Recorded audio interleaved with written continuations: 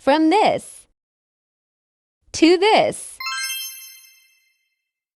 Hello mga mi, for today's video, ipapakita ko sa inyo kung paano natin papalitan itong ating screen. At dahil sira-sira nga siya at may nakita ako sa ating FYP, kung paano natin mapapalitan na napakamurang halaga lang yung ating mga screen. Una natin gawin, tanggalin muna natin yung mga dinikit nating glue stick dyan at linisin natin mabuti para dumikit mabuti yung ating adhesive screen tape.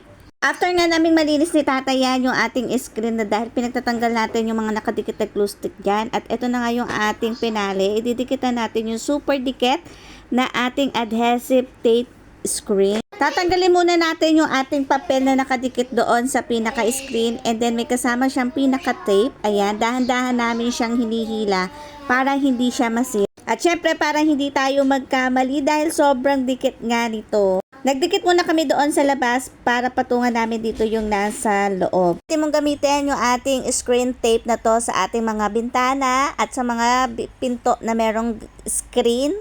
Haba ng ating screen tape ay nasa 200 cm for only 20 pesos lang. Kaya kung ako sa inyo, yung mga sira yung mga screen dyan, sa inyong mga bintana, takpan nyo na lang na to kasi sobrang mahal talaga ng pa-screen ngayon. Nagamit ako dyan ng dalawang 200 cm, kaya medyo mahaba-haba kasi yung sira ng ating screen. At ang ating final look nga na yan, na ang ating final look, goodbye na sa ating mga lamok at langaw, hindi na sila makakapasok sa ating mga sira ng screen. Kaya kung ako sa inyo, mag-check out na kayo dyan sa ating mga basket.